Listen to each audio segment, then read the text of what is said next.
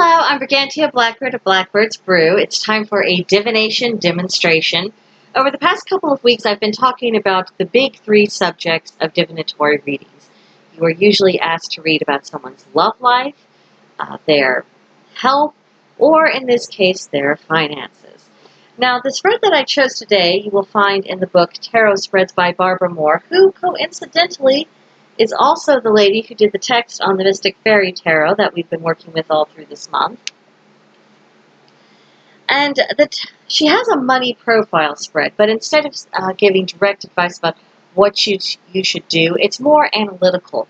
It looks about what are your general attitudes towards money? What is your understanding of it? How does the economic system really tie together in your mind, or where does it not tie together? And from there, once you have a firmer basis of understanding of how you actually relate to the concept of money, what you do with it in practice, from there, a person is a little bit better armed to make decisions about, okay, where are my shortcomings? What do I need to be focusing on? What do I need to do differently? And what do I need to keep doing the same? It takes you into your method of using money as much as what financial steps would actually be to your immediate benefit. Now, another different thing about this spread is that it calls specifically for you to just use the court cards.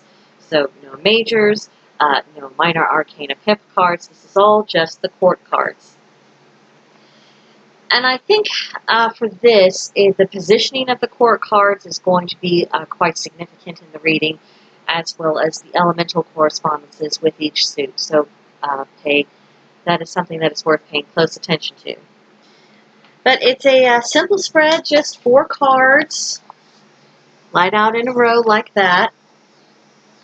And honestly, with a lot of readings, 4 or 5 cards, that'll do you just as much good as if you laid out 12. And they'll be more straightforward and probably less confusing. And it's less to remember, because you want tarot readings to stay with you or to stay with the querent for a long period of time so that they can actually benefit from the advice. If there's too much advice going on, it's not going to make it into the interior files. So our first card deals with the emotional attitude towards money. How you feel about it. Does it represent something other than a means to acquire what you need? Is it security? Is it power? Is it bad? Does it represent greed or a lack of spirituality? How does this play into your financial life? This is quite significant because if someone honestly thinks that money is somehow wrong in and of itself, well, they're not going to take very good care of their financial affairs, because if they are prosperous and financially successful, then they must surely be doing something wrong or immoral in their estimation. Now, I don't believe that's true, and I think the foundations for the beliefs that money is inherently bad, I think it's quite nonsensical. It's a means of exchange. We use money to, it's a step up from the barter system. Instead of saying, okay, I have 5 cows and you have 12 bushels of apples, there's a standard rate of exchange. You can fix a price on the cow, you can fix a price on the apples, and people can negotiate from there. Whereas if you're trying to decide, well, how many apples is 1 cow worth, it's a little bit more of a complicated thing. And money, as we know it today, it really simplifies the process, at least when it's treated with respect. But that's a different video. Okay, so the emotional attitude towards money for this particular querent, that is represented by the Knight of Cups. Cups, if you will recall, are tied naturally enough to the water element and therefore to your emotions. And the Knight represents someone who's hasn't quite reached their fullest maturity. So perhaps they're taking, I don't want to say a child's view of money or that they're emotionally childish, but they just haven't quite fully matured. There are things they haven't come to terms with. Now, the one thing about the Knight of Cups is that he is a bit of a dreamer.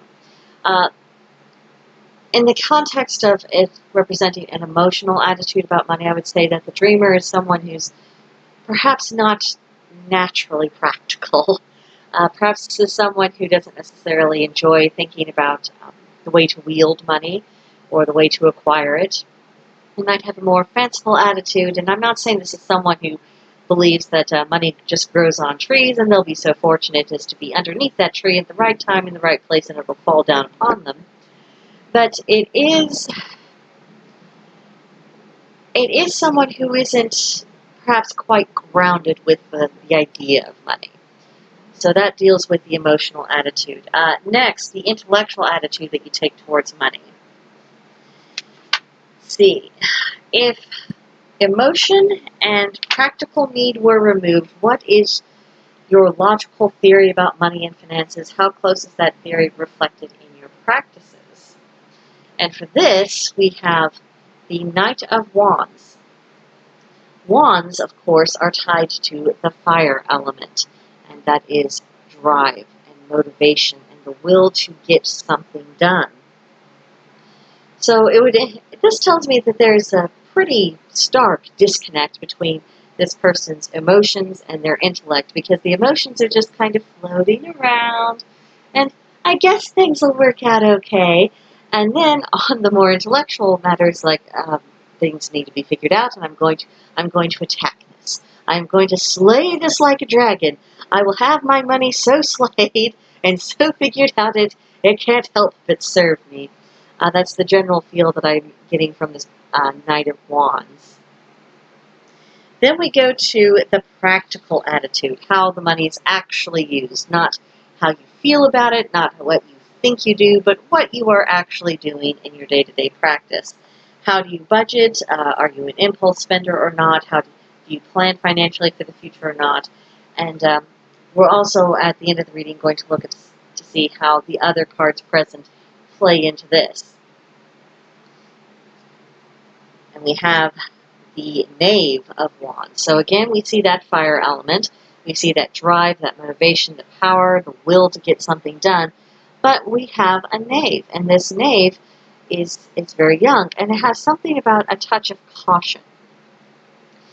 This indicates that someone isn't super impulsive, maybe on occasion, but that isn't their natural condition, and that they do feel the need and actually practice some degree of planning. If I want this, then I need to save up for X amount of time. Or if I want this, well, I need to go out and I need to make money for X, Y, and Z, a little bit more than what I ordinarily make, and think of ways to make that happen.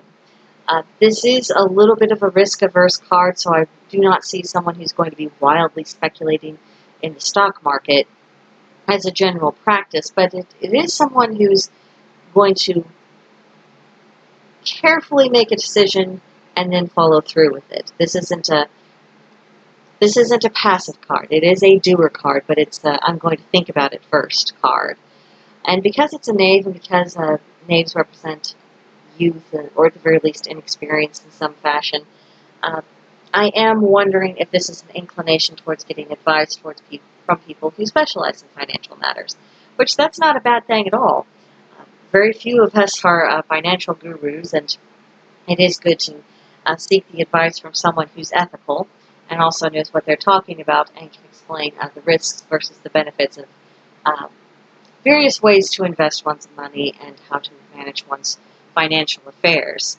Now, our last card represents the spiritual attitude towards money, what you believe about money, as well as your general outlook on giving, sharing, and charity.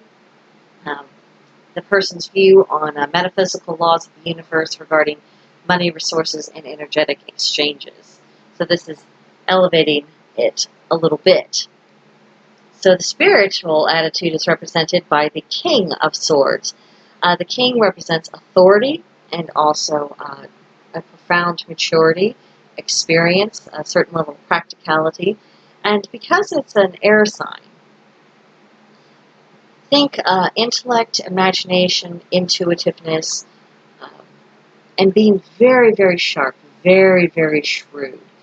I think this represents something that is that goes a bit beyond the practical, as in the mundane day-to-day affairs of money. This is someone who has a very unafraid and unapologetic attitude towards how things actually work. This is someone who understands the concept of opportunity cost in every particular way. In order to do something, that means you are not doing something else. You have to decide on priorities.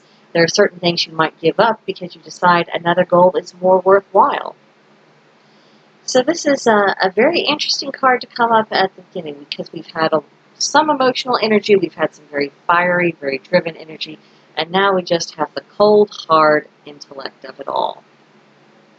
So how does this all move in together. Well, it does center around the Knave of Wands, doesn't it? Because the emotions, the intellect, and the spiritual, they're all going to be tying into what's actually done on the practical level. And what I am getting from this is that the querent of this reading is aware of their emotional approach to things that is perhaps a little bit more flighty. Would much rather be thinking about other things rather than having to, dot the I's, cross the T's, and make sure all the columns bounce. That's someone who realizes that they do have a weakness for it. Dealing with finances is not necessarily something they enjoy. However, the Knight of Wands indicates that that is something that they are good at. Every so often we do have this disconnect from what we enjoy and what we are actually good at, and that appears to be the case for this particular person. So having an innate ability is going to feed into the practicality as represented by the Knave of Wands.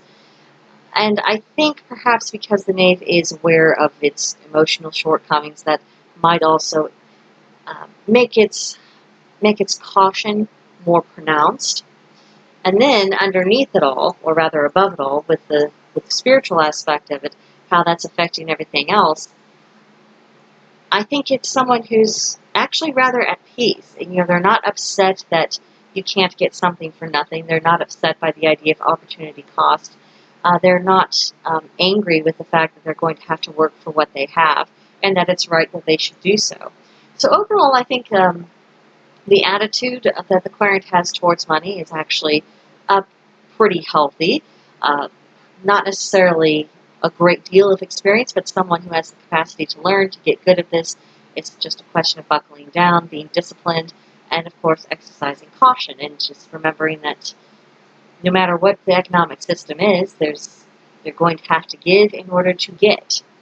So, tell me what you think about this spread in the comments below or in the Discord group. You are, of course, very welcome to join us in the Discord group. We're starting to have some good conversations. The membership has taken off in the past couple of days, which is a pretty encouraging sign. So if you want to join in there, by all means, you are most welcome to do so. As I said, let me know what you think. Let me know if you've tried this spread for yourself, what you thought, if you thought it was revealing of your attitudes. Did you discover something new? Did it solidify the self-image that you already possessed? Or was it unexpected in some other way? Just let me know, because